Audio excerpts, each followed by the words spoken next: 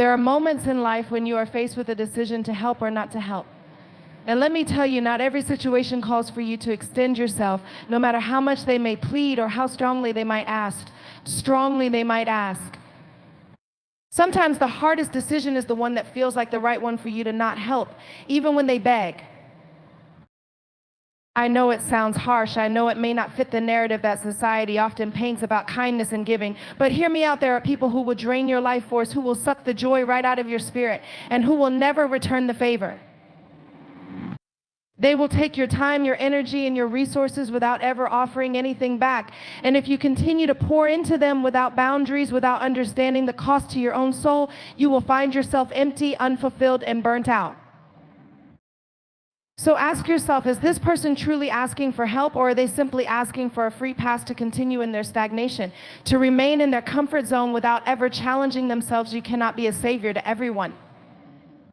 You cannot rescue every broken person, because there will always be someone who, despite your efforts, chooses not to change. You have to protect your peace. You have to guard your heart. If you constantly give to people who are not willing to rise, you will find yourself pulled in directions that drain you. Your energy is precious, and you cannot give it away without purpose. Every moment spent on someone who refuses to grow is a moment you could have spent investing in your own growth and your own future. And no, this does not make you selfish. In fact, it makes you wise. Wisdom is knowing when to help and when to step back. Wisdom is understanding that helping sometimes means walking away, letting others face their own challenges, and letting them grow through them. So when you are faced with that choice, when they ask you for help again, don't just act out of habit. Ask yourself, is this helping or enabling? Is this a chance for me to pour into myself, or am I losing my sense of self? You deserve to choose your peace, your boundaries, and your energy with intention. I remember you are not obligated to pour from an empty cup. Keep your cup full so you can serve from a place of overflow, not from depletion. In life, we are often taught to be kind, helpful, and generous. We're encouraged to lend a hand to others, to show compassion, and to put others' needs before our own. While these are noble values, they can sometimes become a trap.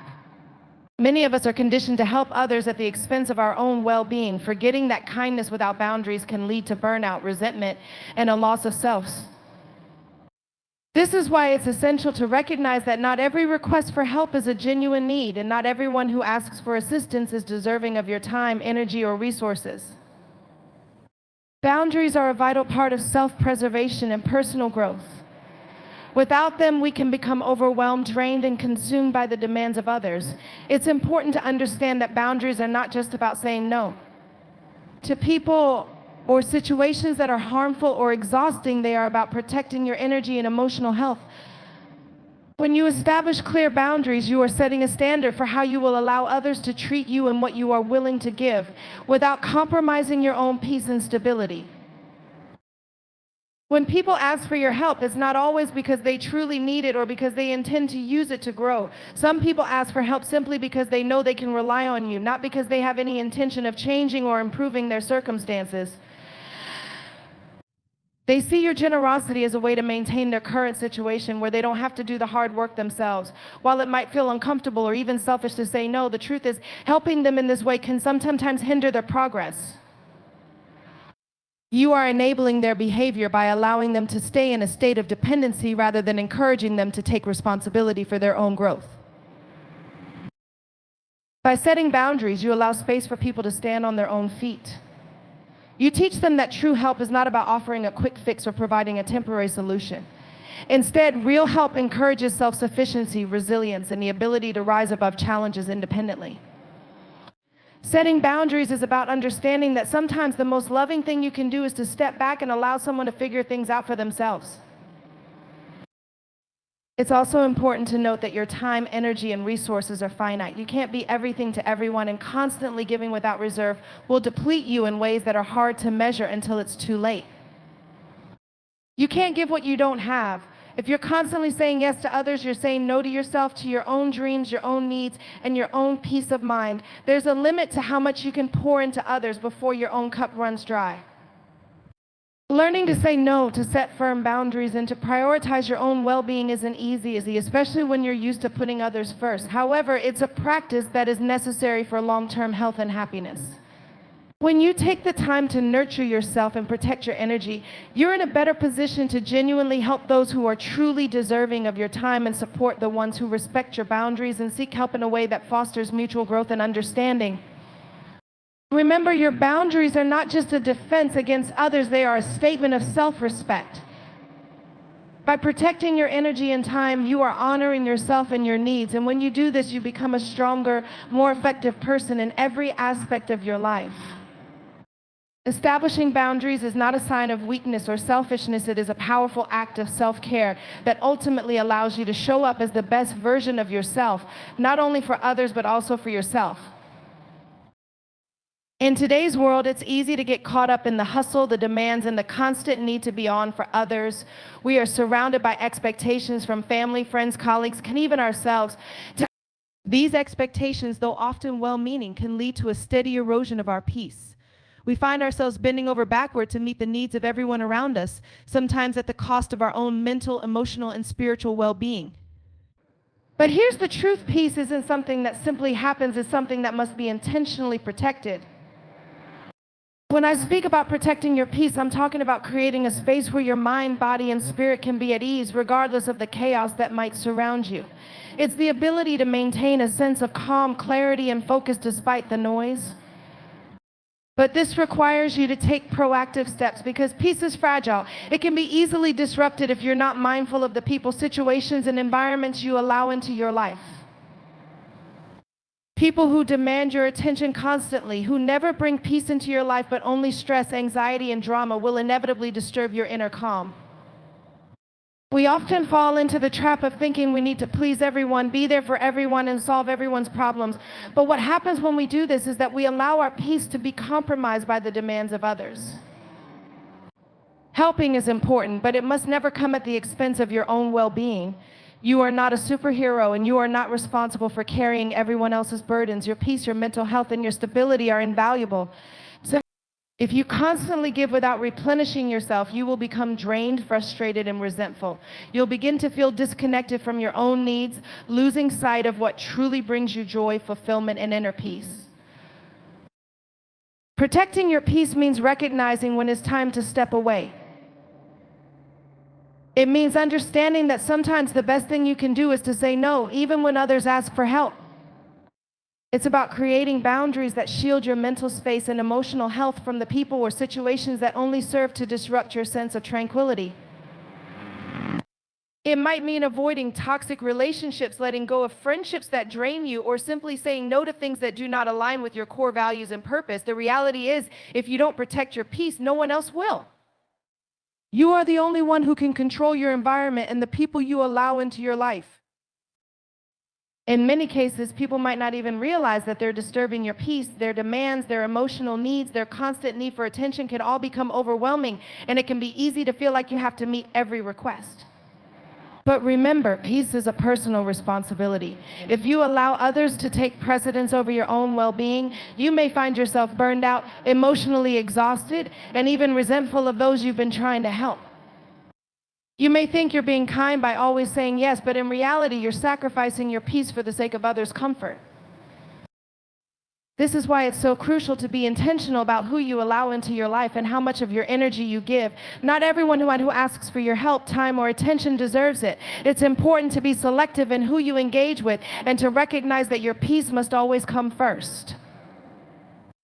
There is power in walking away from situations or people that disrupt your tranquility. Sometimes the kindest thing you can do for someone is to allow them to figure things out on their own without your constant intervention.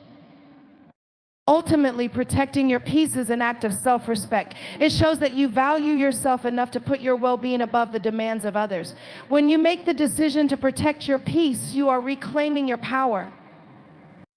You are affirming that your mental and emotional health is non-negotiable. And in doing so, you create a life that is full of clarity, focus, and purpose. You become better equipped to show up for those who truly need you and to engage with the world in a way that is grounded in your own inner strength and peace. Remember, peace is not just a state of being, it's a practice. It's something you must actively nurture and defend. By protecting your peace, you're ensuring that you have the strength and energy to navigate the challenges of life without losing yourself in the process. One of the greatest acts of kindness we can offer others is the ability to empower them, to help them recognize their own strength, ability, and resilience. Empowerment is about giving someone the tools they need to stand on their own 2 feet, to face challenges with courage, and to grow beyond their current limitations. Enabling, on the other hand, is a form of helping that may seem kind on the surface, but ultimately keeps someone in a place of dependency, stifling their growth and potential. It's important to understand the difference between empowering others and enabling their behavior, because the two may look similar but are profoundly different in their impact. When we enable someone, we may think we are helping them. Perhaps we are constantly stepping in to fix their problems, solving issues for them before they even have a chance to attempt a solution, or always offering our resources when they are in need. However, what we often fail to recognize is that by doing this, we are preventing them from developing the skills, resilience, and self-reliance needed to navigate their own life. Enabling creates a cycle of dependency where the individual believes they cannot handle their problems without someone else's intervention. They may grow comfortable in their inability to solve problems, and this comfort comes at the expense of their personal growth. Empowering others means giving them the confidence to believe in their own abilities. It involves trusting that they are capable of figuring things out, even if it takes time or requires them to fail and try again. Failure, after all, is often a stepping stone to success. When we enable someone, we remove the opportunity for them to fail, to learn, and to grow. We rob them of their chance to build the resilience that will serve them in future challenges. While it's hard to watch someone we care about struggle, sometimes it's in the struggle where true growth occurs. This idea can be difficult to grasp, especially when we care deeply for someone. It's natural to want to protect those we love from hardship, but the reality is they will face struggles regardless of whether or not we intervene. But what we can control is how we respond to their struggles and how we position ourselves as a source of empowerment rather than a crutch. If we truly care for someone, we must be willing to allow them the space to figure things out for themselves. Offering assistance should come with the understanding that the person must also be willing to put in the effort to solve their problems. If they are not willing to take responsibility for their own actions or decisions, we are not helping them by continuously stepping in to fix things for them.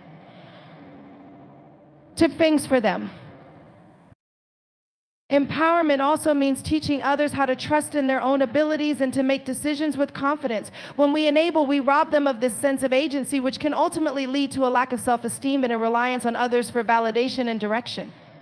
When we empower, we show others that they are capable of making their own choices, that they are worthy of success, and that they have everything they need within them to overcome challenges. Another important aspect of empowerment is its sustainability. Enabling may offer immediate relief, but it's a short-term solution that doesn't build long-lasting skills or independence. Empowerment, on the other hand, creates lasting change by encouraging growth, learning, and personal development.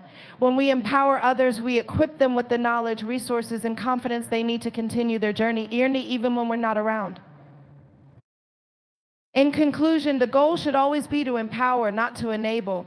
Empowerment gives others the opportunity to rise to the occasion and develop the skills they need for a successful, independent life. Enabling may make us feel good in the moment, but in the long run, it only keeps people stuck. True love, care, and kindness come from empowering others to be their best selves, even if it means stepping back and allowing them to face the challenges that will help them grow. We live in a world that is constantly demanding more from us, more time, more effort, more attention, and more energy.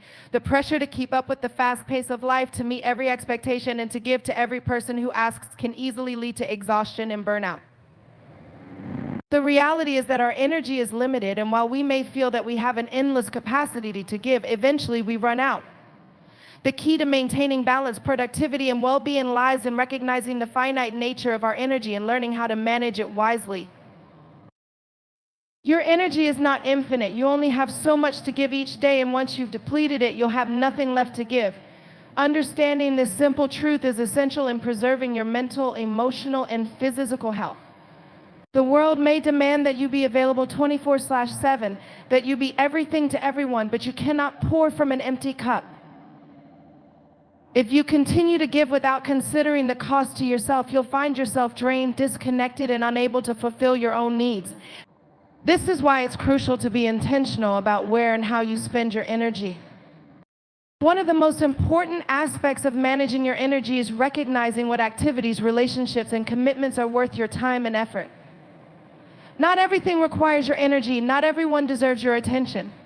We are often conditioned to say yes to every request, to help every person who asks, and to be there for everyone. But by doing so, we risk spreading ourselves too thin and depleting our reserves. The truth is, not all obligations are equal. Some relationships and tasks are nourishing and bring us joy, while others are draining and leave us feeling empty. The ability to discern between the two and prioritize what aligns with our values and goals is key to preserving our energy. When you give too much of yourself to others without replenishing your own energy, you begin to feel overwhelmed, disconnected, and unfulfilled. The energy you give should never come at the expense of your own well-being. Self-care is not a luxury, it is a necessity. In fact, the more you take care of yourself, the more effective and present you can be for others. You can't serve others from a place of depletion. If you find yourself feeling drained after every interaction or commitment, it's a sign that your energy is being consumed in ways that aren't serving you. Recognizing that your energy is limited also means learning to say no. It's okay to turn down requests, to step back from obligations, and to refuse commitments that don't align with your priorities. Saying no doesn't make you selfish or unkind. It's an act of self-respect and self-preservation. You have the right to protect your time and energy. Just as you would put up a fence around something valuable, you need to build boundaries around your energy, only allowing access to those in those situations that are worthwhile. It's also important to remember that your energy isn't just physical, it's emotional and mental as well. Emotional energy can be especially draining, especially when you are constantly giving to others without receiving anything in return. Emotional labor, such as listening to others' problems, offering advice, or caring for people in need, can take a heavy toll if not balanced with adequate self-care. Mental energy can also become depleted when you're constantly juggling multiple tasks, making decisions, and solving problems. So it's easy to overextend yourself when you're trying to meet the expectations of others while also managing your own life, but eventually the constant drain will catch up with you. The process of managing your energy is about being conscious of where it is going and how much you have left. It's about being intentional with your time and choosing where to invest your emotional, mental, and physical resources. Some days you may have more energy to give, and other days you may need to conserve it for yourself. Recognizing when you need to rest and recharge is just as important as knowing when to push forward and give. Without this balance, you risk burning out, which can have lasting effects on your overall health and well-being. The key is to understand that your energy is valuable, and once you realize its limits, you can start making choices that preserve it. You don't have to say yes to everything. You don't have to be available all the time. You don't have to fix everyone's problems. By learning to say no, setting boundaries, and prioritizing your own needs, you can ensure that you have the energy to focus on what truly matters, both for yourself and for the people who genuinely need your help. By taking control of where you invest your energy, you not only protect yourself from burnout, but also become more effective in everything you do. You'll be able to give from a place of abundance rather than scarcity, and that's when you truly begin to make an impact, not just on others, but on yourself as well. In a society that often values productivity over well-being, we have been conditioned to believe that putting ourselves first is selfish or indulgent. There is a prevailing mindset that suggests we should constantly be giving, sacrificing, and serving others, whether it's for family, friends, or work. This mentality, while rooted in good intentions, can be harmful if taken too far. The truth is, self-care is not selfish, it is an essential part of maintaining our mental, emotional, and physical health. When we neglect our own needs in the pursuit of pleasing others, we run the risk of burning out, losing ourselves, and ultimately being less able to help those we care about. Taking care of yourself is not about being self-centered or ignoring the needs of others. It is about ensuring that you are in a healthy, balanced state so that you can show up fully for the people and responsibilities that matter to you. If you don't make time for self-care, you won't have the energy or capacity to give to others. Think of it as the concept of putting on your own oxygen mask first in an emergency situation. If you don't take care of yourself, you won't be able to take care of anyone else. Self-care allows you to replenish your energy, reduce stress, and cultivate a sense of peace, all of which are necessary for being a supportive and effective presence in the lives of others. The misconception that self-care is selfish often arises from a fear of guilt. Many of us feel guilty when we prioritize our own well-being because we worry that others will perceive us as neglectful or self-centered. However, self-care doesn't mean abandoning your responsibilities or withdrawing from your relationships.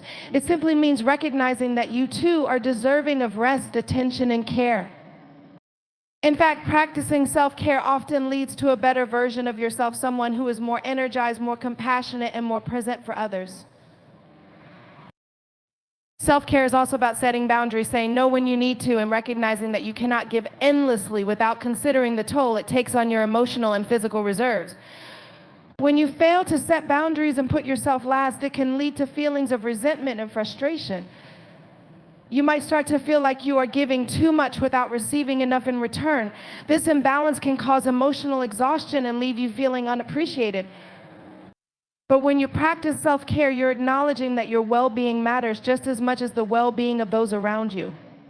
By creating space for yourself, you're not only protecting your own health, but you're also ensuring that you can continue to show up for others in a sustainable and positive way. Moreover, self-care is deeply personal and individual. What works for one person may not work for another. For some, self-care might mean taking a quiet moment to meditate, go for a walk, or spend time reading a favorite book. For others, it could involve going to the gym, taking a relaxing bath, or pursuing a creative hobby. The key is to recognize what makes you feel restored and to make time for it in your life. Self-care can be as simple as ensuring you get enough sleep, eat nourishing food, and stay hydrated. It's about taking the time to listen to your body and giving it what it needs, rather than constantly pushing yourself to meet external demands. Self-care also involves mental and emotional nourishment. It means taking the time to nurture your thoughts and feelings, engaging in activities that promote your mental well-being, and creating space for your emotions without judgment. This could involve therapy, journaling, meditation, or simply spending time with people who uplift and support you. Just as physical health is important, mental and emotional health are equally crucial. Self-care should include efforts to maintain a healthy mindset, manage stress, and address any emotional or mental struggles that arise. Incorporating self-care into your life is an ongoing practice, not a one-time event. It's about creating habits that prioritize your well-being and making a commitment to yourself. This practice should not be seen as indulgence, but as a form of respect for your own needs and limits. When you make self-care a priority, you are teaching yourself and others that you are worthy of care and attention, and that your well-being should never be neglected. Furthermore, self-care is essential for avoiding burnout. It is easy to get caught up in the demands of work, family, and other commitments, but if you neglect yourself for too long, you risk reaching a point where you have nothing left to give. Burnout can be mentally, physically, and emotionally draining. It can lead to feelings of overwhelm, irritability, and even depression. Practicing self-care regularly ensures that you are replenishing your energy and not pushing yourself to the point of exhaustion. It is not a luxury, but a necessary component of maintaining a healthy and balanced life. In conclusion, self-care is not about being selfish. It is about being responsible for your own health and well-being. It is about recognizing that in order to be the best version of yourself for others, you must first take care of yourself. It is not a sign of weakness or indulgence, but an act of strength and self-respect. By making self-care a priority, you are ensuring that you can continue to show up in the world with energy, joy, and a sense of purpose. Remember, when you take care of yourself, you are not only helping yourself, you are also better able to support and uplift the people around you. One of the most difficult lessons to learn in life is knowing when to walk away. We often find ourselves holding on to situations, relationships, or commitments long after they have stopped serving us out of fear, guilt, or a sense of obligation. Whether it's a toxic friendship, an unfulfilling job, or a project that drains your energy without any meaningful progress, staying in these situations out of a sense of duty can keep you stuck and prevent you from moving forward in your life. The reality is, knowing when to walk away is a powerful act of self-preservation and personal growth. We live in a culture that often glorifies perseverance. We are taught to push through, to keep going, and to never give up, even when things become difficult. While perseverance is important, it can sometimes be counterproductive if it leads to us staying in situations that are no longer aligned with our values or goals. The truth is, not everything is meant to last forever, and sometimes the healthiest choice is to walk away, even if it's hard. Walking away doesn't mean giving up. It means making the conscious decision to prioritize your well-being over staying in an unhealthy or unproductive situation. It's about recognizing when you've done all you can, when the circumstances are beyond your control, or when staying will only cause more harm than good. Walking away is an act of strength, not weakness. It takes courage to acknowledge that something isn't working and to have the wisdom to step back and let go, even when it feels uncomfortable. The fear of walking away often stems from the idea that we're abandoning something or someone, or that we're not fulfilling our obligations. We may feel guilty for leaving a job, a relationship, or a commitment behind, especially if others are counting on us. But what we must realize is that staying in situations where we are unhappy or unfulfilled doesn't benefit anyone in the long run. If you're not fully present, if you're drained, disinterested, or resentful, then you're not doing yourself or others any good. You may be physically there, but emotionally and mentally you've already checked out. By walking away, you make space for something new, something more aligned with your goals and values. You also give yourself the opportunity to heal and grow, which is crucial to your well-being. There is a particular kind of growth that happens when we learn to walk away from situations that no longer serve us. It's a recognition of our own worth and a declaration that we will no longer settle for things that compromise our happiness or peace. Walking away is about learning to listen to your inner voice and trusting that you deserve more than what you're currently settling for. It's about recognizing that you are worthy of growth, fulfillment, and peace, and if staying in a particular situation stands in the way of that, then it's time to move on. Walking away also opens up the possibility for something better. By letting go of what is no longer serving you, you create space for new opportunities, relationships, and experiences that are more in line with your evolving self. Growth happens when we are willing to move forward. Even if the path is uncertain, when we hold on to something out of fear of change, we stagnate. When we let go, we make room for progress. Every time you walk away from something that isn't right for you, you are stepping into a new chapter, one that can bring greater clarity, peace, and satisfaction. It's also important to understand that walking away doesn't always have to be dramatic or confrontational. It doesn't require you to burn bridges or make enemies. Sometimes walking away is simply about disengaging or removing yourself from the situation without the need for an elaborate explanation. It's about protecting your peace and making decisions based on what's best for you, rather than what others expect or what you feel obligated to do. Walking away is a deeply personal decision, and it's not always easy. It requires self-awareness and courage. It means acknowledging when something is no longer working, even if it once brought you joy or fulfillment. It means accepting that some things are not meant to last forever, and that's okay. When you walk away from something that isn't serving you, you are choosing to honor yourself and your future.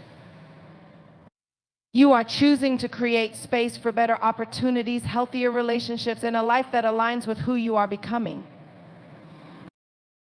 In the end, walking away isn't about quitting. It's about knowing when it's time to move on in order to preserve your peace and happiness. It's about understanding that you are in control of your life and your journey.